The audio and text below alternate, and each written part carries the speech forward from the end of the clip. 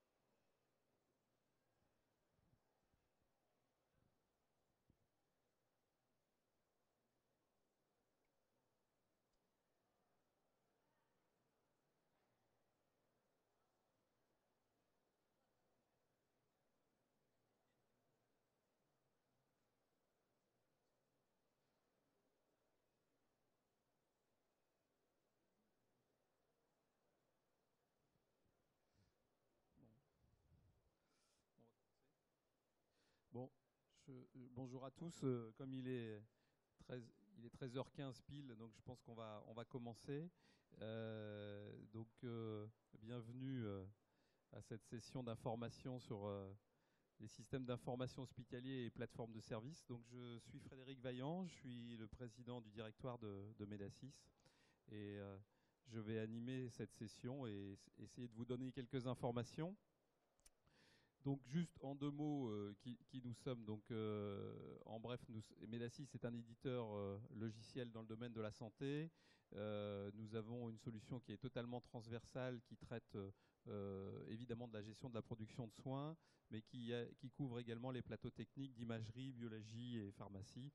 Nous existons depuis 35 ans. Aujourd'hui, nous avons une position de leader sur le marché, surtout des gros centres hospitaliers, d'accord, donc les CHU, CHR, mais également sur les centres hospitaliers de 200, 300, 500 lits. Et nous avons à peu près, je vous dis, une part de marché qui fait 37,5%. Un chiffre d'affaires de 24 millions d'euros, nous sommes français. C'est bien, on existe depuis 35 ans, il n'y a pas tant que ça d'éditeurs français qui existent depuis aussi longtemps. Surtout dans le domaine de la santé. Et puis nous faisons partie d'un groupe européen avec une société italienne qui s'appelle Noema Life, qui est dans le même domaine que nous, plutôt orientée sur le laboratoire. Donc on représente à peu près 700 personnes en tout et 73 millions d'euros pour le groupe. Voilà. Ce qui est important, c'est que je pense que nous avons aujourd'hui le plus grand nombre de dossiers patients actifs et opérationnels, ce qui est à peu près 30 millions de dossiers patients aujourd'hui actifs. Voilà, donc notre groupe est international, donc Medasys SA officie en France, mais également à l'export et à quelques filiales, donc en Belgique, au Japon, en Algérie, au Maroc, et puis une filiale également qui traite du laboratoire privé. En termes de stratégie, nous avons plusieurs axes de travail. Tout d'abord, renforcer notre solution fonctionnelle, vu qu'on couvre tout le dossier patient. Donc, on a renforcé récemment avec la gestion de la chimiothérapie, la réanimation. Donc ça, c'est pour le métier, on va dire. Et puis, nous avons lancé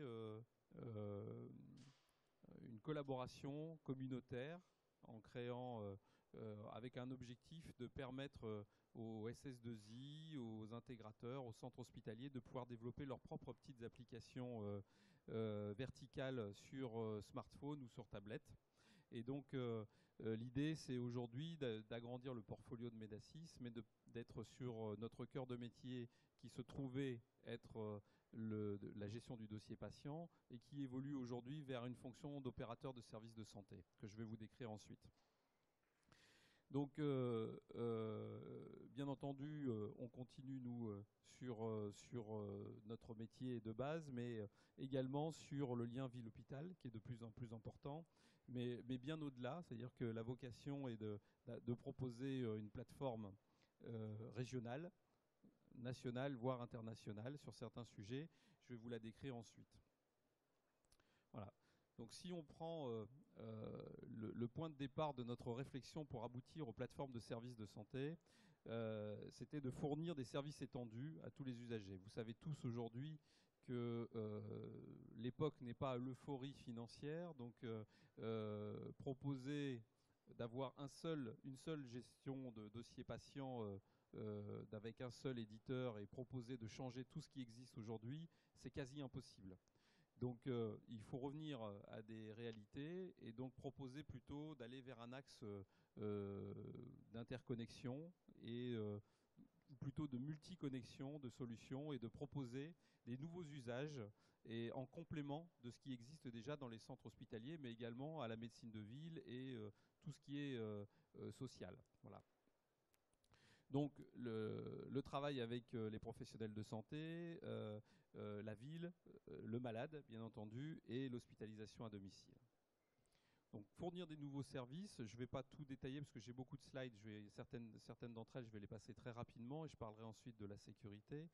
Donc c'est de fournir, on est parti de quelques cas d'usage qui nous ont amené à cette réflexion de proposer une extension de notre solution sous forme, je dirais, de paiement à l'usage et de complément à la solution de système d'information hospitalier. Donc c'est par exemple la gestion du rendez-vous sur Internet pour essayer de désengorger les services hospitaliers, mais également d'apporter une solution, je dirais, de connexion à l'usager et aux citoyens, aux malades, aux patients. D'accord.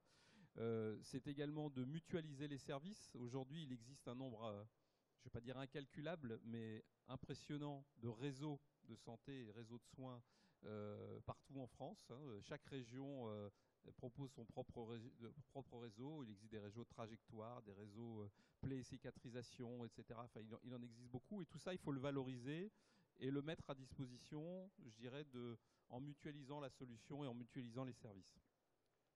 Ensuite, création de services entre différentes bases de données, hein, donc, pour pouvoir croiser les informations et pouvoir faire des études. Et enfin, proposer une collaboration non pas uniquement régionale, mais également nationale, voire internationale. Et je vais revenir ensuite après sur quelques exemples. Donc nous avons créé, nous depuis, c'est une réflexion que nous menons depuis 3 ans à peu près, et nous avons créé une plateforme que nous avons appelée GTI, parce que le GTIS même, mais le terme nous plaisait bien, qui veut dire gestion territoriale, transversale et intégrée de l'information de santé. On a supprimé quelques T et quelques I parce que ça faisait beaucoup, mais voilà, quelque chose qui ressemble à un acronyme que tout le monde connaît.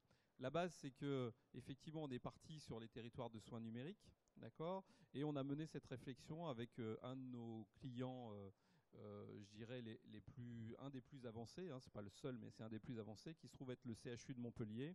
Et donc, on a mené cette collaboration avec le conseil régional donc, de Languedoc-Roussillon et l'agglomération de Montpellier et le CHU. Voilà.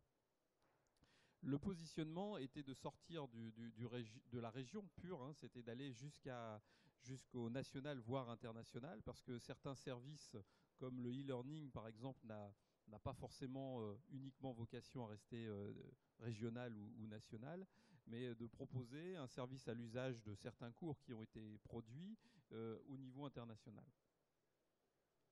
Alors qu'est-ce que cette plateforme? Donc c'est alors évidemment, on l'appelle plateforme de services innovants. Hein, ça c'est l'innovation étant le mot très, très à la mode, mais c'est quand même relativement neuf, donc on peut se permettre de l'utiliser. donc pour faciliter la prise en charge sanitaire donc, du patient, d'accord, dans son bassin de vie. Ça, c'était, je dirais, le point de départ. Ensuite, proposer des cas d'usage donc, au niveau régional, national et international. Et on a décidé de créer ça donc, à l'initiative des deux premiers fondateurs qui ont été le CHRU de Montpellier et Médacis. Aujourd'hui, c'est toujours ouvert, c'est-à-dire qu'en ce moment, on discute avec différentes régions et différents autres centres hospitaliers et organisations pour avoir, je dirais, des membres fondateurs qui permettent d'arroser et je dirais, d'apporter le maximum d'informations et de toucher le maximum je dirais, de population. Le modèle organisationnel, c'est celui qu'on utilise nous déjà au sein de l'hôpital, parce que notre métier, c'est le dossier patient à l'hôpital. C'est mettre le patient au cœur de cette organisation. Donc, la plateforme va s'adresser aux patients, mais pas que aux patients, mais bien entendu aussi aux professionnels de santé que sont les médecins de ville, mais les centres hospitaliers, les cliniques, etc. Et d'apporter donc une plateforme multiservice avec tous les fournisseurs de soins possibles, fournisseurs de services de soins possibles. L'idée, c'était de ne pas dire on va vous vendre que du Médacis, mais on va proposer donc aux citoyens et aux professionnels de santé tous les usages dont ils ont besoin, y compris s'ils n'existent pas chez nous. Quand je dis chez nous, c'est chez Médacis. Donc on va interconnecter nos collègues et concurrents qui vont se trouver dans l'hôpital d'à côté avec leur propre dossier de soins et permettre d'accéder, par exemple, pourquoi pas, à la solution d'imagerie en complément, d'accéder, pourquoi pas, à un outil de production de résultats de laboratoire. Voilà, toutes ces idées-là sont imaginables et il n'y a pas vraiment de limite, je dirais, à ce modèle organisationnel. Donc, les cibles, c'est évidemment le patient, la médecine de ville, pourquoi pas l'entreprise et laboratoire et autres, et le secteur sanitaire, bien entendu. La plateforme est composée de quoi? D'un socle technique que là, nous fournissons. Donc, on a transformé notre solution qui s'appelle DXCare en un multiconnecteur qui va être capable de récupérer et de connecter toutes les solutions du marché qu'on aura besoin de connecter. Donc, ça s'appelle DXCare Share IT. Et proposer des services, proposer des usages avec un paiement à l'usage, d'accord, et des prestations d'accompagnement. Voilà. Donc le socle et les services, donc c'est un socle d'interopérabilité et d'échange. Donc on a chez nous une participation forte à Interop, donc des gens comme Jean-Christophe Covin qui est là dans la salle fait partie d'Interop et donc participe activement à l'interconnexion et la normalisation pour Médacis dans un cadre vraiment d'interconnexion et de proposer tous les services aux alentours. Donc ça va être quoi des services qui viennent rapidement, c'est la messagerie sécurisée, ça va être la prise de rendez-vous sur Internet, ça va être toute application smartphone que l'on pourra avoir aux alentours de DXCare ou d'un autre produit et d'alimenter les professionnels de santé, pourquoi pas une connexion télémédecine, des patients, etc., etc. Donc, si on rentre dans le détail, c'est ce que je vous disais, donc c'est un DXCare multi-établissement et donc un hub corrélateur de données, des outils de télémédecine, des nomenclatures référentielles, ça c'est important, c'est-à-dire de rentrer dans quelque chose qui va être national, régional, voire international, d'accord. Des vues métiers avec des applications qui se trouveront sur smartphone, sur tablette ou des applications classiques que l'on connectera, des usages, des infrastructures techniques hébergées, parce qu'il faut bien stocker les données quelque part, et un centre de contact, de qualification, de prise en charge et d'orientation. Ça c'est l'aboutissement, c'est un projet que l'on mène déjà depuis un an et qui a pour objectif d'être totalement prêt avec un volume de cas d'usage disponibles et de services disponibles d'ici 2 ans. Voilà. La modélisation de la plateforme donc, est la suivante, donc infrastructure, une couche de données, une couche de sécurité et puis bien entendu de l'interopérabilité. Je passe assez vite parce que j'ai beaucoup de slides, ensuite je serai à votre disposition pour répondre à vos questions. Donc quand on rentre dans ce type de plateforme, bien entendu, on accède assez rapidement à des données, donc il faut sécuriser. Donc comment fait-on et quels sont les axes sur lesquels on a sécurisé notre accès aux plateformes? Donc j'ai pris quelques thèmes, hein, je ne pense pas être exhaustif, et puis encore une fois j'ai des spécialistes ici qui connaissent ça bien mieux que moi. Donc la disponibilité du système, des données, de l'accès, l'intégrité des données, la confidentialité, la traçabilité, l'authentification, et ensuite sécuriser le parcours du patient. Ça, c'est vraiment l'aboutissement. La disponibilité du système, aujourd'hui, c'est solution hébergée. Aujourd'hui, nous ne sommes pas hébergeurs de données de santé, hein. On s'adresse aux spécialistes du genre. Nous, notre métier, c'est de faire du développement, c'est de faire des solutions logicielles métiers et de faire de l'interconnexion. Voilà, donc on a des partenaires qui savent faire ça, donc hébergeurs de santé professionnels. Hein, voilà. La gestion du changement, donc ça c'est important, transparent pour les utilisateurs, ou tout au moins pas à leur charge en termes de mise à jour, un réseau régional, national, voire international fiable, de la redondance, de la duplication, du chiffrement. Donc ça, sont les thèmes de la disponibilité de plateforme. Donc là-dedans, ça veut dire plan de continuité et de reprise d'activité. Je ne vais pas rentrer dans tous ces détails, mais c'est des choses qu'il faut mettre en place.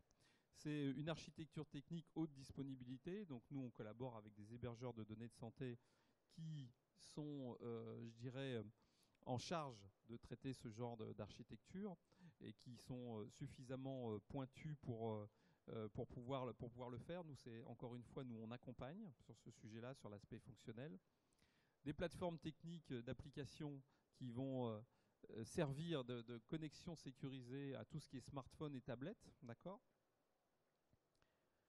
Une topologie de couverture de risque, et bien entendu, ça, il faut traiter tout ce qui doit être connexion avec des duplications et bien entendu un accès sécurisé, quel que soit l'événement qui puisse se passer. La sécurité des salles d'hébergement, des stratégies de sauvegarde et des procédures dégradées qu'il faut mettre en place en cas de problème. Voilà. Une organisation de l'équipe support. Voilà, donc ça c'est la partie, je dirais, infrastructure technique. Comme mon temps imparti est court, donc je passe assez vite sur certains sujets. Et ensuite, il y a le deuxième sujet que j'ai évoqué, c'est l'intégrité des données. Donc l'intégrité des données, c'est d'abord un casse-tête permanent au niveau de la gestion des dossiers patients et des référentiels. C'est les dictionnaires et référentiels. C'est comment faire en sorte que quand on a plusieurs dossiers patients, quand on a plusieurs solutions, on puisse se parler et on puisse surtout se comprendre et se connecter avec des choses qui sont cohérentes, je dirais, d'un site à un autre.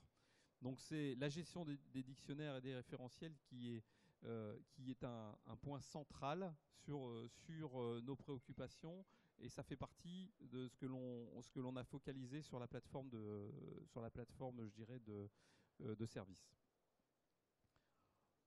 Là, je parle de quelque chose qui est en train de venir, je dirais, au jour d'aujourd'hui. Il n'est pas encore officiel, c'est la gestion d'identification NIR, donc le numéro d'identifiant régional. Donc ça, c'est un point essentiel pour le démarrage des plateformes régionales. Donc c'est comment on va pouvoir reconnaître le patient avec son numéro unique. Si on n'a pas cette facilité au niveau national, on peut la prévoir au niveau régional. C'est déjà un premier point de focus, et c'est sûrement là que ça sera le plus efficace, parce qu'un patient si on prend le cas du Languedoc-Roussillon, peut se faire soigner à Montpellier, mais également à Sète. Donc là, on a intérêt à partager la même identité. C'est bien moins fréquent s'il doit se déplacer à l'étranger. Voilà. L'intégration de la messagerie sécurisée, point essentiel et je dirais utile à tous les médecins pour transmettre des informations. Vous savez qu'on ne peut pas sortir la moindre donnée patient non chiffrée. Donc nous participons à tout ce qui est travaux de la ZIP Santé autour de la messagerie sécurisée, et on intègre ça dans le cadre de la plateforme. Et puis il y a effectivement la confidentialité. Donc avec une gestion des habilitations. Donc les habilitations, c'est 4 niveaux d'habilitation par fonction, donc aucun, lecture, écriture, signature. Donc tout ça, c'est ce qui existe déjà dans nos logiciels, qu'on a retranscrit dans la plateforme de services de santé. Donc ces habilitations permettent de vraiment sécuriser les données du patient. La traçabilité des actions, donc ça, c'est effectivement conserver une trace de tous les événements qui se passent sur les données du patient. Donc, quelle que soit l'origine, si nous devons faire des passages entre un établissement et un autre, il faut bien entendu savoir qui a généré cette demande, qui va utiliser les données et où sont les données. Le principe de cette plateforme, c'est d'éviter de transporter les données. Donc ce que l'on a souhaité, c'est de faire vraiment de l'interconnexion pour ne pas avoir à gérer des volumes de transfert de données et de créer des bases de données gigantesques. C'est-à-dire qu'on va s'adresser au site distant et on va connecter avec le site distant. Mais on ne transfère pas les données. L'authentification évidemment forte pour chaque utilisateur. Donc on va passer par Internet dans le maximum des cas. Donc sécurisation des accès en mode Internet par un médecin de ville ou un clinicien hors de l'établissement. Donc ça, c'est l'authentification avec la carte CPS pour le professionnel de santé. D'accord. Et puis c'est accès à des portails sécurisés pour des patients. Voilà, donc ça c'est l'accès en mode Internet par le patient, donc avec le choix d'établissement sur lequel il veut interagir, il veut obtenir des rendez-vous, il veut obtenir des informations sur son dossier, etc.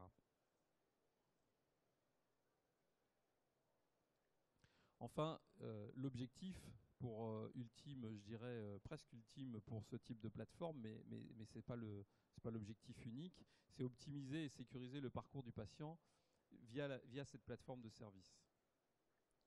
Donc les risques sur le dossier patient, c'est des accès non gérés par des non-professionnels, bien entendu, parce que là c'est le patient qui va se connecter et qui va demander des informations.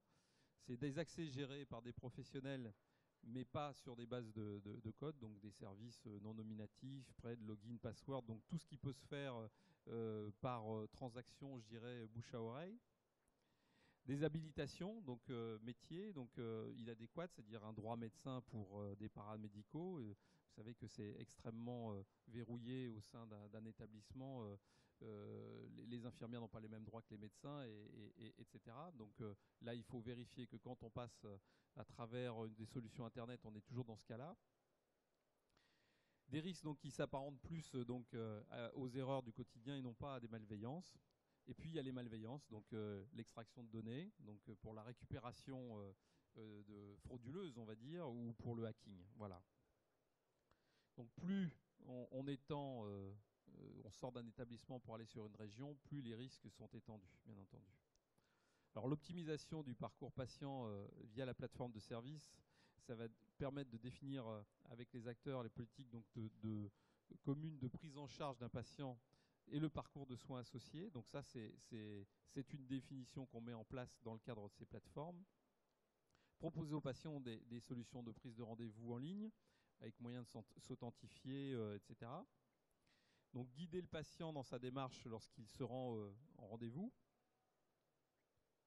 Planifier au plus juste des agendas de professionnels de santé et en partageant le plus possible sur tout support validé par la plateforme. Et enfin, informer les patients sur les prochaines étapes de son hospitalisation, sur ses résultats de laboratoire, on a imaginé même des connexions via smartphone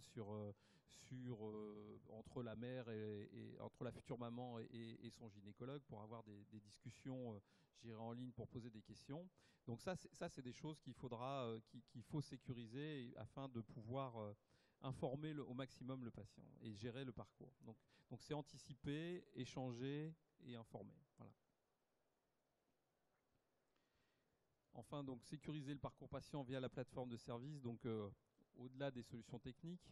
Donc il faut identifier de façon unique le patient. Donc le NIR, pour nous, fait forcément sens, hein, ou la mise en œuvre d'un corrélateur d'identité, ce que l'on fait aujourd'hui, parce que le NIR n'étant pas encore officiel, nous avons des identités qui sont gérées dans différents établissements, et donc nous mettons en place donc, un corrélateur d'identité qui permet de gérer les doublons, par exemple.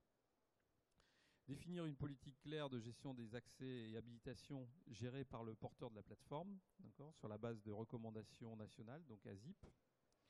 Assurer la traçabilité totale des accès et actions des utilisateurs. Donc ça, c'est primordial. Nous sommes obligés de rendre des comptes. Hein.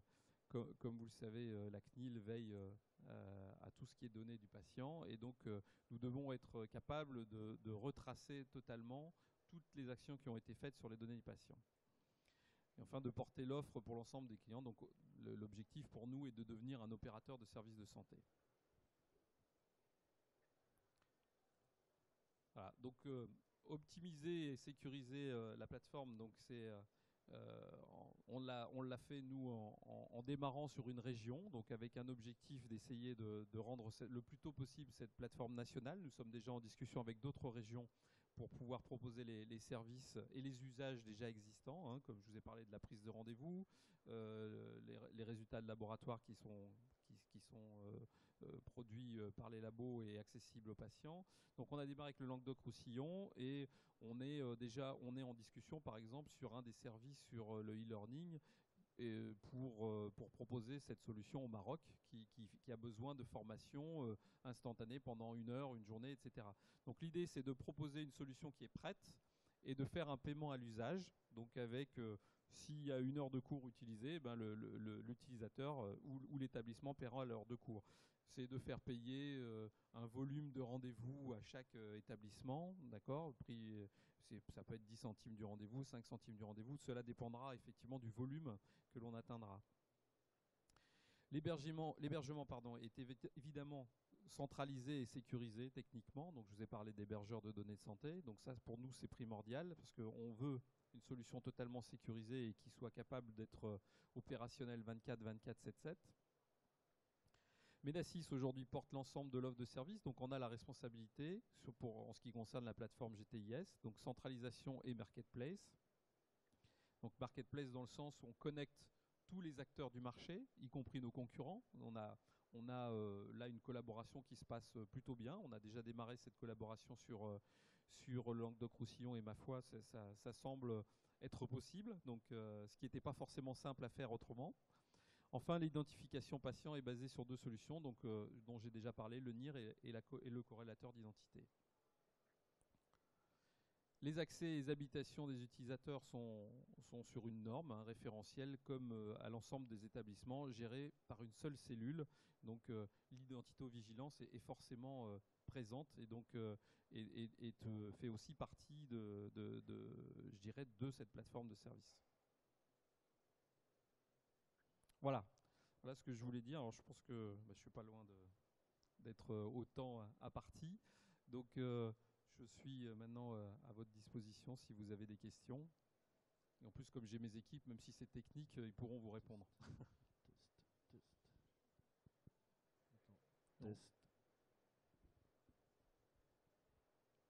J'ai été trop clair ou trop rapide, je ne sais pas.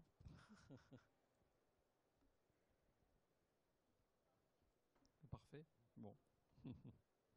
Très bien. S'il n'y a pas de questions, je vous remercie beaucoup. Et puis je vous invite à, pourquoi pas, venir sur notre stand pour en discuter si vous avez besoin. Merci. Merci à vous.